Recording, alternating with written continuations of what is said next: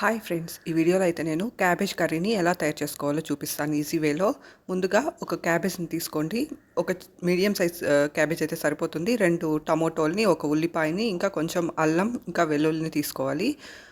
వీటినన్నింటినీ బాగా కడిగేసి సన్నగా ఇలాగ తరిగి రెడీగా పెట్టుకోవాలి. అల్లం వెల్లుల్లిని దంచైనా తీసుకోవచ్చు, లేదంటే మిక్సీ జార్లో కూడా వేసుకోవచ్చు. పచ్చిమిర్చిని కూడా 2 లేదా 3 పచ్చిమిర్చిని కూడా కట్ చేసి పెట్టుకోండి.